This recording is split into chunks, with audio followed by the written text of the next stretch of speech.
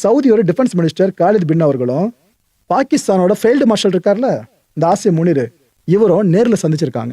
இந்த கான்ஃப்ளிக்டான சுச்சுவேஷன்ல சந்திச்சு அவங்க ஈரானோட இந்த அக்ரஷன் இருக்குல்ல இதை பத்தி ஃபுல்லா பேசியிருக்காங்க, ஆலோசனை பண்ணியிருக்காங்க.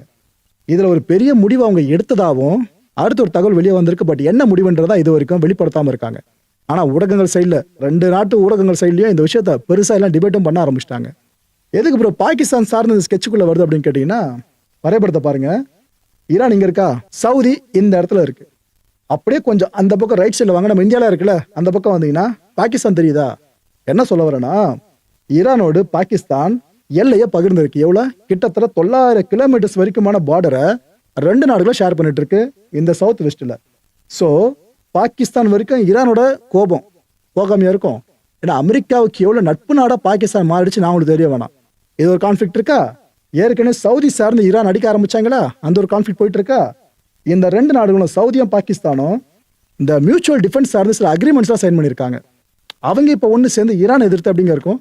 அந்த நிலைமைக்கு போக மாட்டாங்கன்னு நினைக்கிறேன். ஆனால் அவங்க உட்காந்து பேசின சாத்தியக்கூறு நம்மளுக்கு அதை தான் காட்டுது. இந்த பாகிஸ்தான் ஒர்க்கர்ஸ் இருக்காங்களே அவங்க நிறைய பேர் சவுதி அரேபியால இருக்காங்க. இன்னொரு பக்கம் கல்ஃப் நேஷன்ஸ் நிறைய இதுலையும் அவங்க இருக்காங்க, ரெசிடென்ட்ஸாக இருக்காங்க.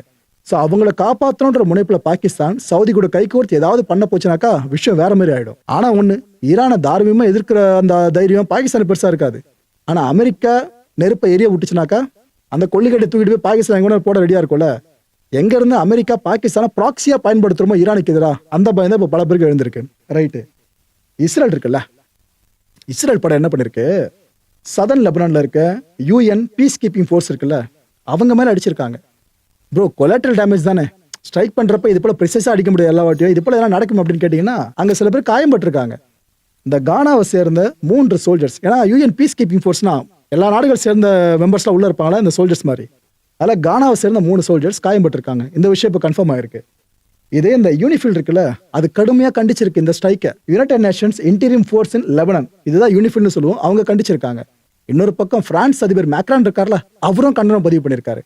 இஸ்ரேல் படையை நான் இதுக்கு தான் சொன்னேன் லெபனானுக்குள்ள போவாதீங்கன்னு, பாருங்க போய் என்ன பண்ணி வச்சிருக்கேன்னு அவர் ஒரு பக்கம் கடுப்புல பேச ஆரம்பிச்சிருக்காரு. இன்னொரு பக்கம் லெபனான்ல இருக்க ஸ்கூல்ஸ் இருக்குல்ல அதெல்லாம் ஷெல்டர்ஸா மாற்றப்பட்டுருச்சுங்க.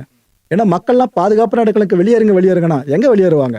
ஸோ அவங்களுக்கான தற்காலிக தங்குமிடங்களா அங்க இருக்க பள்ளிகளை இப்ப மாற்றப்பட்டிருக்கு. ஒரு பக்கம் ஐடிஎஃப், இன்னொரு பக்கம் ஹெஸ்புல்லா அமைப்பினர் 2 தரப்ப மாறி மக்களை வெளியேறுங்கன்னு லெபனான்ல தொடர்ந்து எச்சரிக்கை விடுத்த வண்ணமே இருக்காங்க.